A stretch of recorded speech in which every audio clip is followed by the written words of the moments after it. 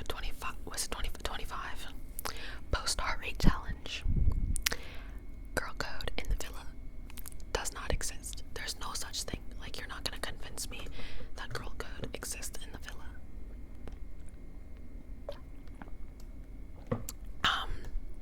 Because how do you navigate girl code in Love Island? That makes no sense. And every season there's always someone who's gonna pull that, and we have to realize that these girls are never best friends until it's convenient. Like, oh, you've touched my man, but that was my best friend, what the heck? But yesterday you were talking about her. But it sounds worse when you're like, that was my best friend in the villa and she's like messing with my man. Like, that sounds really bad. But that's not the case. And tomorrow, if somebody else touches your man, she's gonna be your best friend, and now your best friend has betrayed you again. Like, girl code doesn't exist in the villa. Like, are there maybe more respectful ways to do things in the villa? Okay, fine, I'll say that. But did Huda break girl code? Or is Huda not a girl's girl for picking Ace? No, because if we're going on that, then Alandria's not a girl's girl for making out with Sierra's man, because we're gonna get back to that. But that means that Alandria is not a girl's girl. Iris, who wanted to point out that Alandria wasn't a girl's girl, isn't a girl's girl. I mean, Iris literally picked Nick for the heart rate challenge. Are we joking? This was after the conversation that Iris had trying to say that Alandria was grimy, which Alandria is weird. But we're gonna get to that also. But that was like that's like my first point that I feel like I should establish. I don't believe in girl code in the villa. I don't. Like, okay, for instance, when Hannah was bullying, was it Charlie or Pepe? I think it was Pepe. No, it was Pepe. When Huda was bullying Pepe and not telling Hannah, okay, like, could she have told Hannah? Yeah, like, now it's like, okay, Huda's moving a bit weird, because why isn't she talking to Hannah when she knows Hannah has this connection with Pepe, you know? But was Huda inherently wrong for talking to Pepe? No. Was it painful to watch? Yes. Okay, like I said, I have a list, so we're gonna just go down the list. Austin. Really? Austin has overstayed his welcome. Austin should have been freaking gone from like episode 2. I thought for sure Austin, like, after I heard Austin speak for the first time, I was like, oh, he's out this villa. But Shelly was stringing him along the whole time. For what? Okay, cool.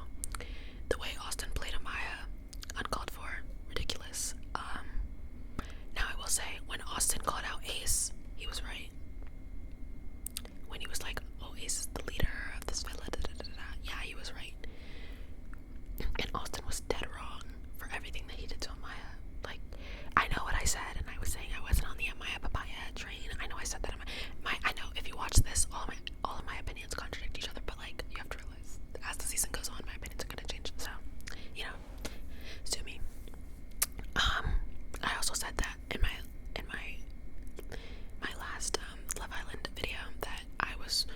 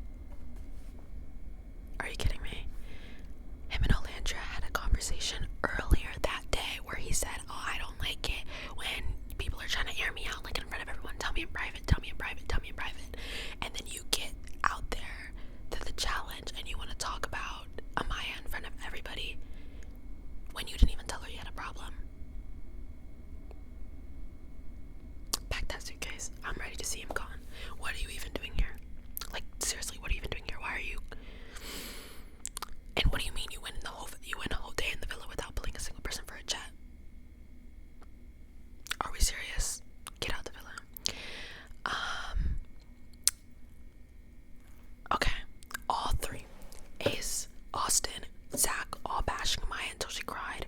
Are you kidding me? Are you actually serious?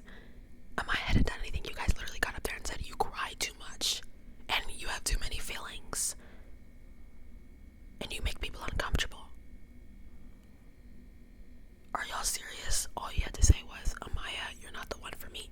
You didn't have to get up there and bash her entire personality. That's so insane. Like, you're literally bashing her character, and she's not even a bad person. You just don't like her because she's too emotional. So you guys want to get up there and make her cry. That made me mad. Next. Shelly. Shelly has stayed on my I love Shelly list from the beginning. And now Shelly's on my hate list, and Shelly needs to leave my villa now. Are you kidding me? Like, Shelly is bully. Shelly is literally a bully. And here's what I think about Shelly. I think that she just doesn't like monogamy. I don't think Shelly is interested in monogamy whatsoever. I think that's why she was stringing Austin along, and that's why she had Ace. And I think that's why she wanted Chris back in the villa, because she does not want monogamy, but she wants to have all these men to herself. How are you calling dibs on Chris and Ace at the same time? How are you telling Ace, oh, we're not going to be closed off? But you can't do anything during the heart rate challenge. But I'm going to continue my connection over here with Chris. Like, the boundaries, either you have boundaries or you don't have boundaries. Like, what do you mean Ace has boundaries but you don't have boundaries? That was blowing me. And when the whole conversation, this whole time, Ace is there for clout, in my opinion, you know what I mean? So I never want to side with Ace, but when they're having the whole conversation about Chris, why am I having to take Ace's side right now? I'm not happy. And that goes back to, that was my next point, actually. Shelly and Ace. I think Ace is gonna keep trying to get with Shelly because he wants the money. He's not there for anything else, and he knows that if he leaves Shelly, he has no shot. But little does he know, he has no shot, period. He has no shot at all. It doesn't matter what he does at this point. But Shelly's a weirdo. She was a weirdo from that. She was a weirdo from the hood situation, and she was just an overall bully weirdo freak. Next, Nick straight up saying, Huda, I don't know why you're here. You should have left instead of Hannah. Was he wrong? No, he wasn't. I'm not gonna lie. Obviously, most other people wanted Huda gone too. Like, okay, how did you escape being gone that long? Because you were... Huda could have been gone, yeah, sure. But for Nick to be in Huda's, like, face, acting like a friend to her... you're weird. Next.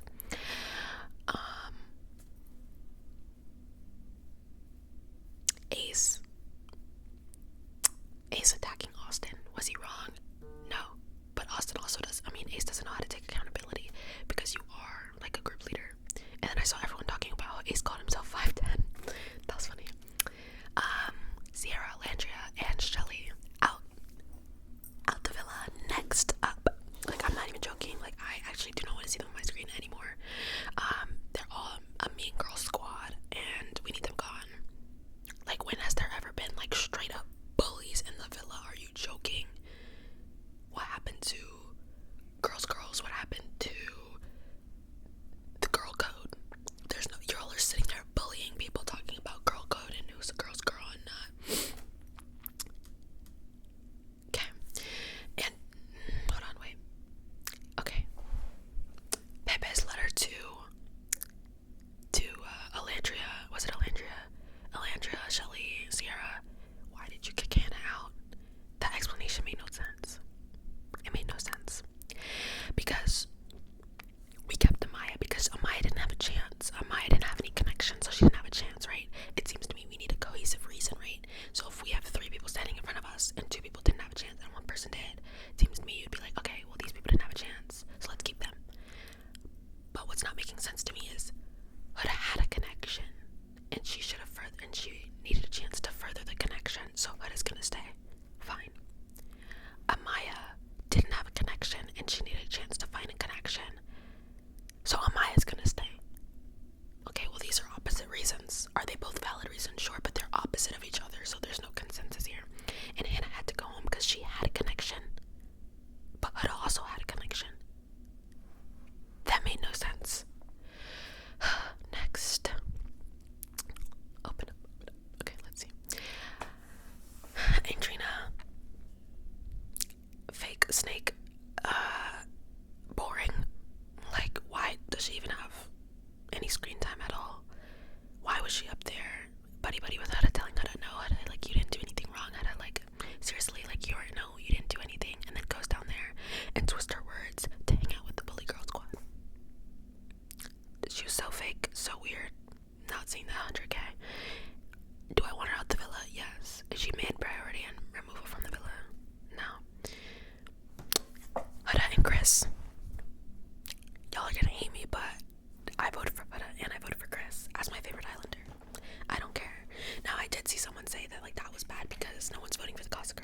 Gossip Girls might get kicked out. I hope this is the bloodbath episode. I'm actually hoping and praying that Thursday will be the bloodbath episode because I would love to see so many of them gone.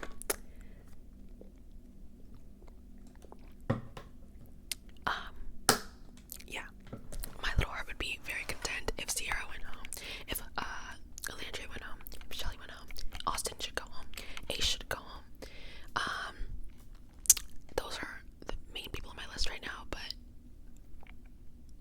Iris, a lot of people are saying, oh, guys, you're forgetting to vote for Iris, you're forgetting to vote for Iris. Who's forgetting to vote for Iris? She's weird. Also, the breakfast was Sierra, Nick, Iris, and TJ. What the heck was that?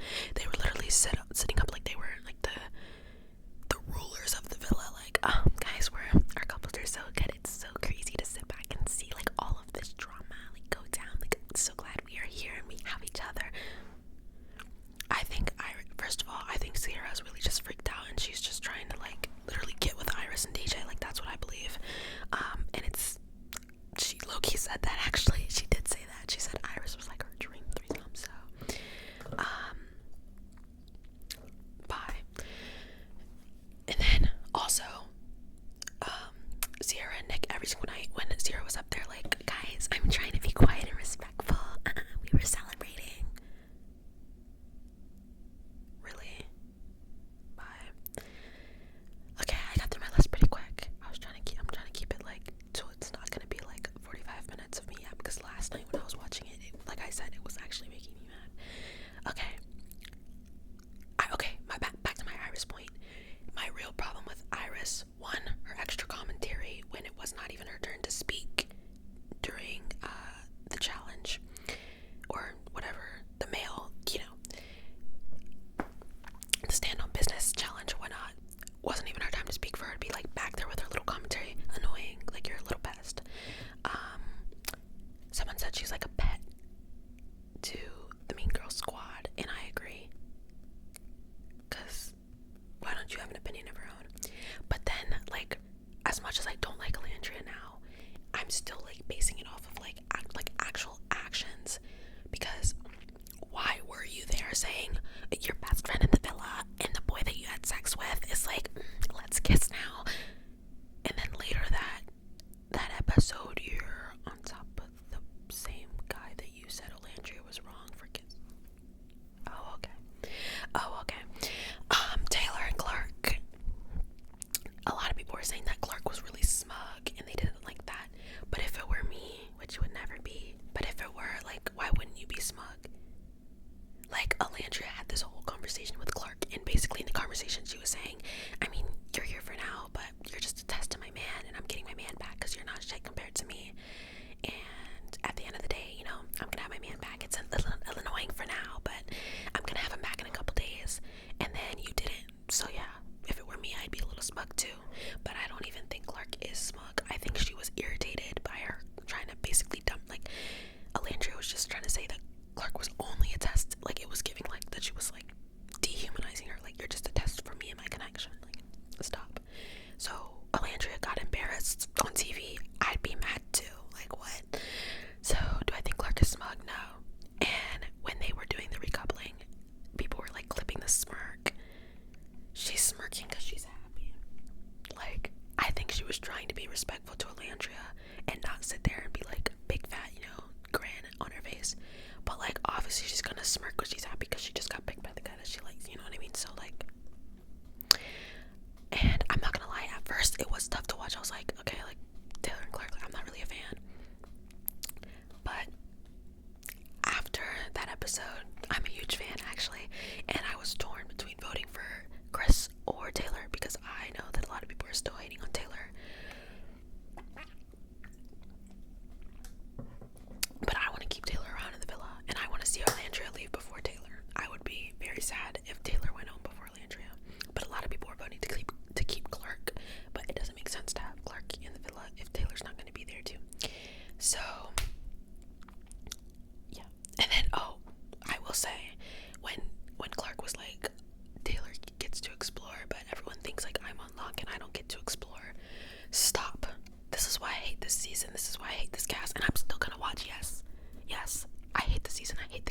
yes, I am still gonna watch next. But first of all, Gossip Girls never get the opportunity to even really make it back to the villa. Like, they've brought you guys back, and if they do, they're usually gone pretty quick.